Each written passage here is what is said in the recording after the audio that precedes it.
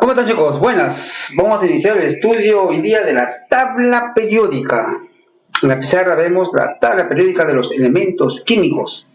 Hemos estudiado a lo largo del año los símbolos químicos, las fórmulas, pero hoy día vamos a ver la tabla periódica, en qué consiste, su historia, a qué se ven sus nombres, etc. Es bueno recordar que los científicos químicos, cuando descubren un elemento químico y lo dan a conocer al mundo científico, tiene que ser aprobado para que pueda ser aceptado por todos. Es decir, uno no puede descubrir un elemento químico y decir, bueno, yo lo descubrí y todo el mundo me hace caso. No es así. Para esto se creó a nivel internacional una instancia, una institución, que es la IUPAC, la Unión Internacional de Química Pura y Aplicada, donde están los científicos, ¿no?, que, digamos, procesan, determinan y dan, digamos, validez a los descubrimientos químicos. Pues bien, vamos a hacer el estudio de la tabla periódica y lo vamos a dividir en dos partes. Primero, hacer un estudio de por qué tiene esos nombres. Luego, una historia breve de qué hicieron los químicos para clasificar a los elementos químicos, ¿no? Y finalmente ver cómo es la tabla periódica actual. Vamos a empezar, ¿no? Aquí tienen ustedes la tabla periódica y todos tienen símbolos, ¿se cuenta? Símbolos AU, CA, Na, Li. Esos símbolos fue propuesto por un químico llamado Berzelius, ¿no?, que dijo que hay que ponerle nombre, hay que poner un símbolo con una letra mayúscula, ¿no? Y si hay elementos, ¿no?, dos que tienen la misma, empiezan con la misma letra, ¿cierto? Carbono, calcio, empiezan con C. Entonces, en ese caso, se le puede poner una letra más, ¿no? Todos los nombres en latín, por supuesto. Y así se abrevió. El símbolo tiene solamente una letra o dos letras, y la primera siempre va a ser mayúscula. Sin embargo, en la tabla periódica, en la parte final de la tabla periódica, ¿no?, en algunas tablas, ¿no?, en la parte de acá también en algunas tablas, hay elementos o hay casilleros con 3 letras. Bueno, eso quiere indicar que eso significa que está en proceso, ¿no?, de verificación o descubrimiento, ¿no?, de ese átomo, de ese elemento. Está en proceso de verificación para darle validez o no darle validez, ¿no?, a la tabla periódica. Muy bien. ¿Para darle validez o no darle validez? Si es válido, se da por aprobado. Si no es válido, no se aprueba. Bien, ahora vayamos a ver cómo es la historia de los nombres de la tabla periódica. Vamos a ver la historia. Vamos a sacar esto que está un poco pesado. ¿Listo?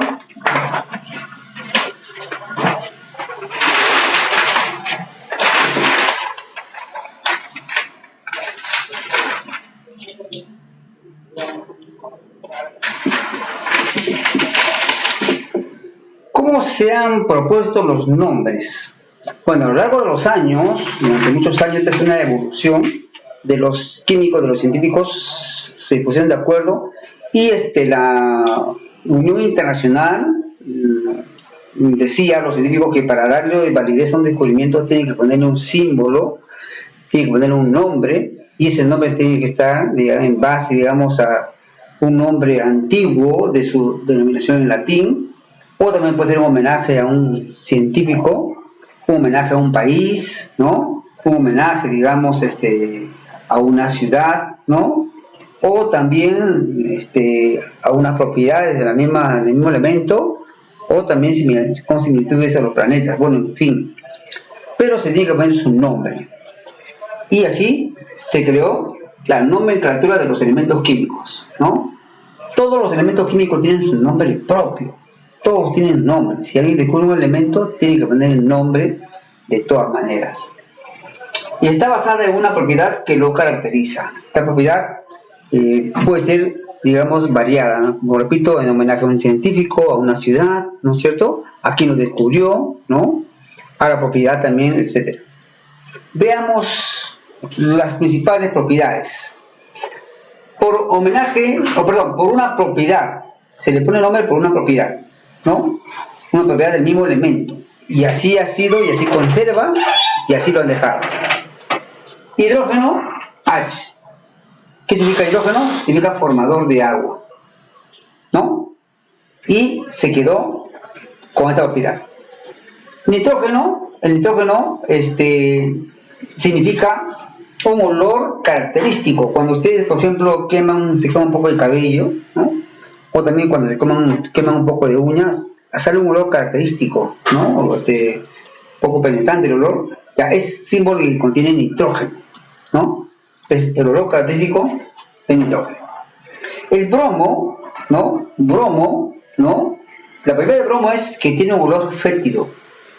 Cuando ustedes ven la basura que varios días se descompone, cuando pasan por los basurales, hay un olor fuerte, ese es el bromo, un olor fétido, ¿no? Símbolo, circunstancia de que hay bromo en ese compuesto. Y el yodo se le puso porque cuando el yodo, ¿no? Se sublima, o sea, pasa a un estado gaseoso, ¿no? Sale un gas de un color violeta. O sea, por ese color violeta le pusieron yodo. Esta es la primera propiedad, ¿no? De que por qué le pusieron ese nombre. También le pusieron un nombre por analogía con los planetas, ¿no? Porque se parecieron a los planetas, ya sea por sus propiedades, por su color, por sus características. Por ejemplo, Plutonio, en homenaje a Plutón o parecido a Plutón. Neptunio, por Neptuno. Helio, porque el helio es un átomo que está fundamentalmente en el Sol, ¿no? Helio es el combustible principal del Sol, ¿no? Después le pusieron helio porque es del Sol. Telurio viene de Te, símbolo Te, es tierra. Telurio significa tierra, el símbolo Te. Entonces, por analogía de los planetas también le pusieron nombre. Por homenaje a ciudades, a países, a continentes, también le pusieron nombre de elementos químicos o a los elementos químicos. Por ejemplo, Francio en homenaje a Francia. Germanio era el antiguo nombre de Alemania, ¿no? Símbolo GE, Germanio. Americio en homenaje a América, es un continente América, Americio. Europio, ¿no? En homenaje a Europa, porque en Europa se descubrió Europa. Bien, ahora pasemos a los nombres de los átomos en homenaje a científicos que lo descubrieron, ¿no? Y que en base a eso le dieron sus nombres a este elemento químico, ¿no? Veamos. Curio, CM por los esposos Curie.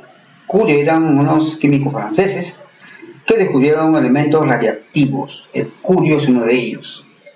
Novelio, NO, en homenaje a Alfred Nobel, quien lo descubrió. Y Alfred Nobel descubrió el novelio, que el novelio es NO, su símbolo es NO. ¿Muy bien? Y Alfred Nobel descubrió también que uno de los componentes principales de este científico, una de las ideas características es que cuando muere, él deja una fortuna dedicada a, digamos, a los científicos que descubran cosas beneficiosas para la humanidad. De ahí viene el premio Nobel, ¿no? Dejó una herencia dedicada a estimular esa creatividad científica y ahora también a la literatura y a la paz, etcétera, ¿no? Bien, Einstein, usted sabe, un gran famoso físico nuclear, físico de la humanidad, ¿no? Murió en el año 1955, ¿no? Sin embargo, contribuyó grandemente al avance de la ciencia. Entonces, Einstein, ES por Albert Einstein. Enrico Fermio, ¿no? Enrico Fermi es el científico del nombre, FM. Vamos a ver ahora los componentes. Componentes de la materia. También le pusieron nombre por eso, ¿no? Litio viene del componente fundamentalmente de las piedras, ¿no? Viene la palabra litiasis, piedra, ¿no? Lítico, paleolítico, metalítico, ¿no? Edad de las piedras. Litio. Calcio, de un componente también de la tierra, ¿no? De la materia, calcio. Silicio también igual componente de la materia, ¿no? Que existe en los continentes. También algunos nombres le pusieron los antiguos griegos, también los de la Edad Media, digamos, que estudiaban la química, ¿no? Entonces, los alquimistas también descubrieron unos elementos químicos y conservaron su nombre antiguo. Tenemos fierro, plata, oro, azufre, cobre, mercurio, plomo. Son nombres que pusieron los antiguos y decidieron, ¿no? La Unión Internacional de Química decidieron conservar dicho nombre antiguo porque estaban realmente muy bien puestos. Muy bien, de esta manera hemos visto cómo se nombran los elementos químicos. Y también al día de hoy vamos a tener, ¿no? Vamos a ver la historia de cómo los químicos a lo largo de los años fueron clasificando, fueron ordenando a los elementos químicos para darles, digamos, para crear la tabla periódica, que el día de hoy vamos a ver. Para esto vamos a guiarnos de dos esquemas.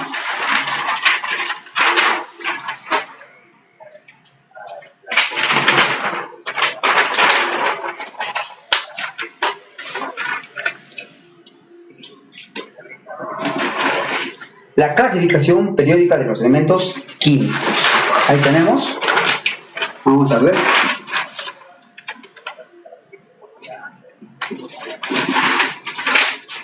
Ahí está.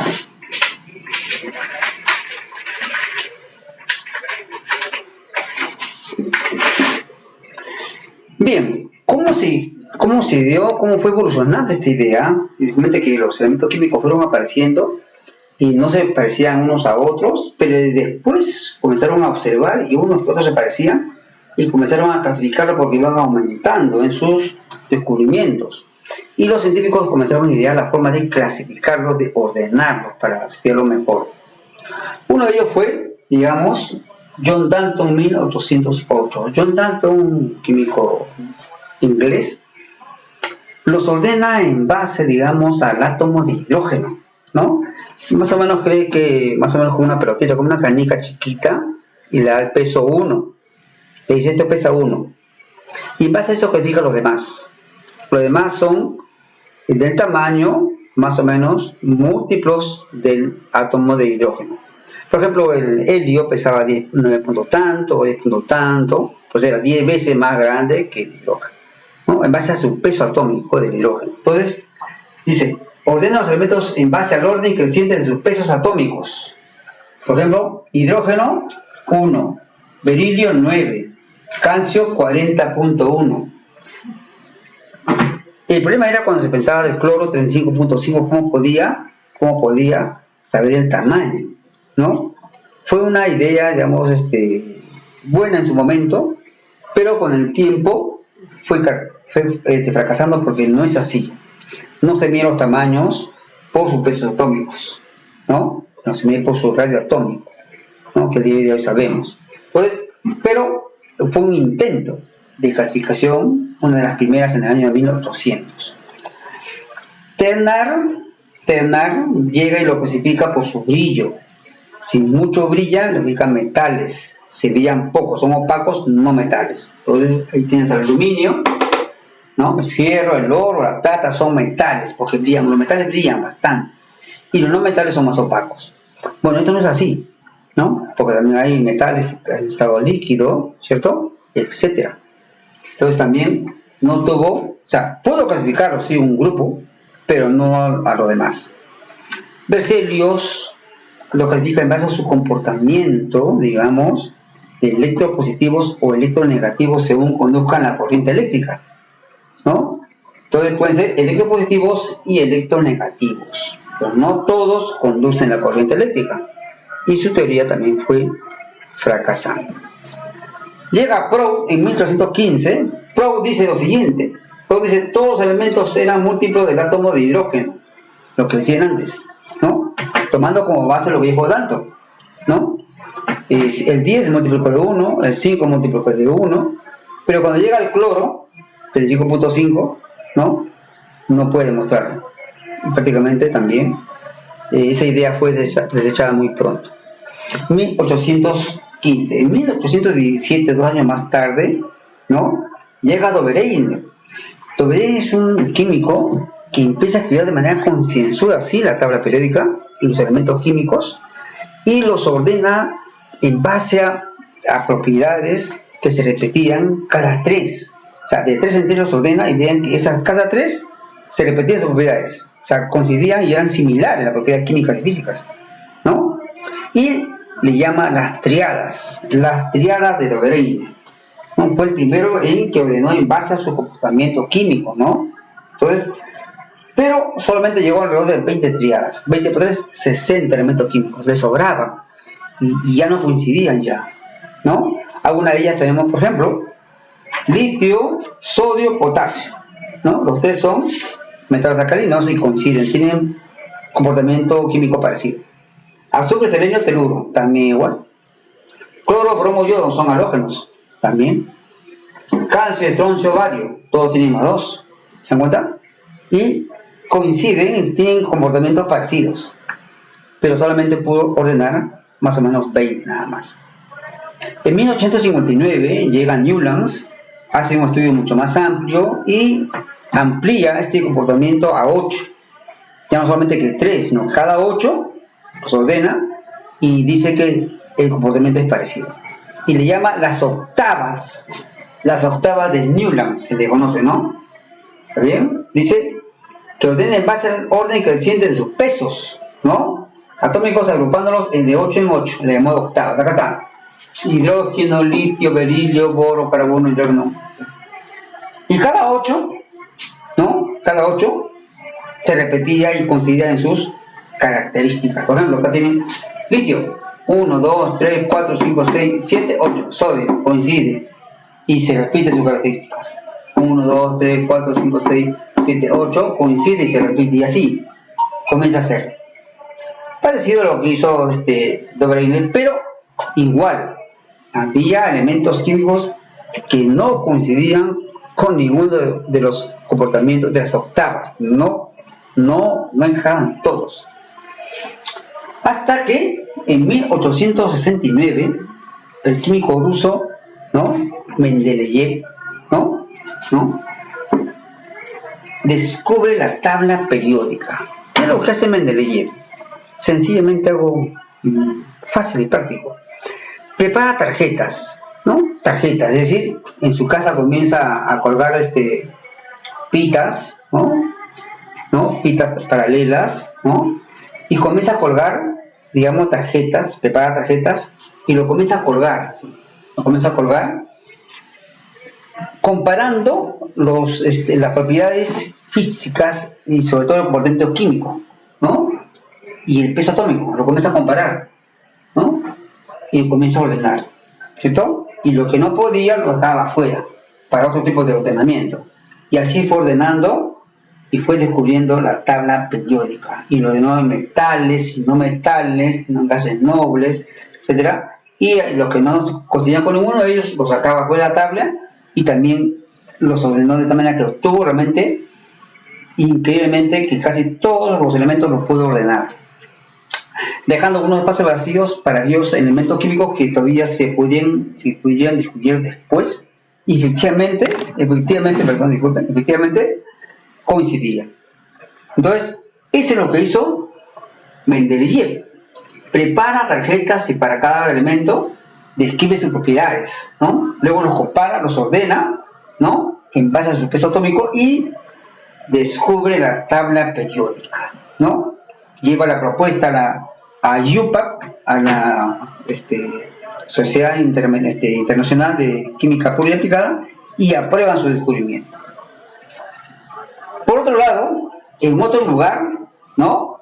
Lothar Meyer también había descubierto lo mismo, pero no pudo demostrar ni propuso esa teoría a la Unión Internacional. Entonces no se llegó después, se tardó demasiado, pero fue Mendeleev quien primero fue el que descubrió, porque le dieron aprobación a él, ¿no? Pero otra vez también hizo un estudio parecido. Sin embargo, aún adolecía de algunas fallas la tabla periódica. Mendeleev la había ordenado en base a su peso atómico, y no coincide algunas propiedades. Llega un químico alemán, ¿no? Moseley, 1913, ¿no? Y ordena la tabla periódica, la misma estructura, pero lo ordena en base a su número atómico. Y completa la tabla periódica y saca una ley, porque dice que hay una ley periódica que ordena la tabla periódica, ¿cierto?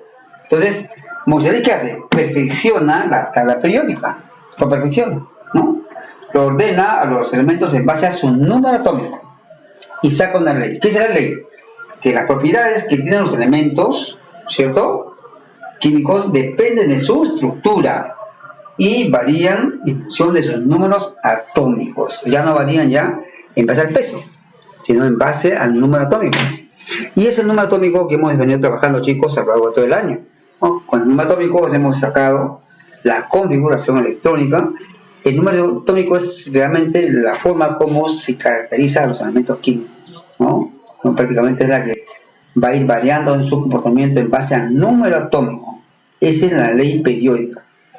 Entonces hemos estudiado, chicos, cómo es la tabla periódica, cómo se ha nombrado y cómo han logrado los químicos descubrir la tabla periódica, que lo tenemos hoy día en la mano para poder estudio de la química. Los invito a que ustedes puedan graficar, ¿no? Si no pueden dibujar, pueden pegar, ¿no? Pero es importante que el estudiante de química debe conocer, como si fuera en matemáticas, la tabla multiplicar, debe conocer ampliamente la tabla periódica. Muy bien, vamos, chicos.